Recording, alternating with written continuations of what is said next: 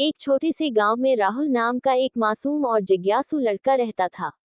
उसकी उम्र करीब 7 साल थी और उसकी दुनिया उसके माता पिता, दोस्तों और उसके छोटे से घर के आसपास घूमती थी। राहुल का परिवार साधारण था, लेकिन प्यार से भरा हुआ था। उसके पिता किसान थे और माँ घर का काम संभालती थी। राहुल का जीवन सरल था, लेकिन उसमें एक अनोखी चमक थी जो उसके चेहरे पर हमेशा दिखती थी। राहुल को पढ़ाई का बहुत शौक था।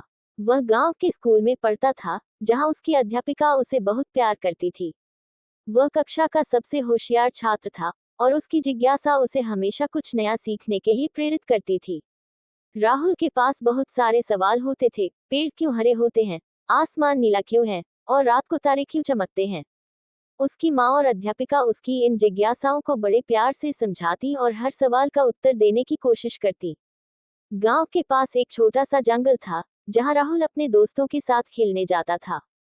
वहां की हर चीज उसे आकर्षित करती थी। चिड़ियों की चहचहाहट, हवा की सरसराहट और पत्तों की खड़खड़ाहट।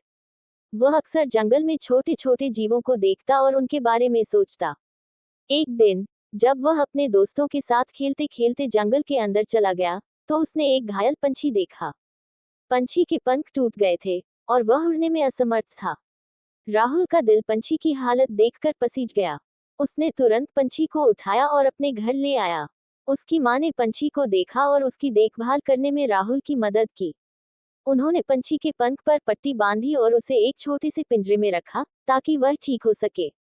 राहुल हर रोज पंछी की देखभाल करता, उसे दाना पानी देता और उससे बातें करता। कुछ हफ्तों बाद पंछी धीरे धीरे ठीक होने लगा। राहुल और उसका परिवार बहुत खुश थे। एक दिन, राहुल ने पंछी को पिंजरे से बाहर निकाला और उसे अपने हाथों पर बैठाया। पंछी अब उड़ने के लिए तैयार था। राहुल ने पंछी को आसमान की ओर देखा और उसे उड़ने के लिए छोड़ दिया। पंछी ने कुछ देर तक राहुल की ओर देखा और फिर जोर से अपने पंख फैलाए और आसमान की ओर उड़ गया। राहुल की खुशी का ठिकाना नहीं था। उसने महसूस किया कि उसने एक छोटी सी जान को जीवन दान दिया है। उस दिन उसने सीखा कि दूसरों की मदद करना और उनका ख्याल रखना कितना महत्वपूर्ण है। पंछी की उड़ान को देखकर उसने महसूस किया कि स्वतंत्रता कितनी मूल्यवान होती है और वह हर किसी का अधिकार है। इसके बाद राहुल ने और भी जानवरों की देखभाल करना शुरू किया। वह गांव के अन्य बच्चों को भी सिखाने लगा कि वे जानवरों के साथ कैसा व्यवहार करें। धीरे धीरे राहुल गांव में अपनी दयालुता और समझदारी के लिए प्रसिद्ध हो गया। हर कोई उसकी तारीफ करता और उसके माता पिता भी उस पर गर्व महसूस करते। राहुल का जीवन उसी तरह चलता रहा, लेकिन अब उसमें एक नया मकसद था। वह बड़ा होकर एक डॉक्टर बनना चाहता था, ताकि वह न केवल जानवरों की, बल्कि लोगों की भी मदद कर सके। उसके इस सपने ने उसे और भी मेहनत करने के लिए प्रेरित किया। वह पढ़ाई में और भी मन लगाने लगा, ताकि वह अपने लक्ष्य को हासिल कर सके। राहुल की यह छोटी सी कहानी हमें ये सिखाती है कि मदद करने और दूसरों की परवाह करने का महत्व कितना बड़ा है।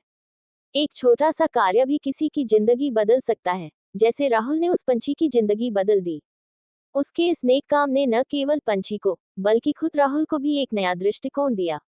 ये कहानी हमें ये भी सिखाती है कि सच्ची खुशी दूसरों की भलाई में ही छिपी होती है, और यही सच्ची मानवता का रास्ता है।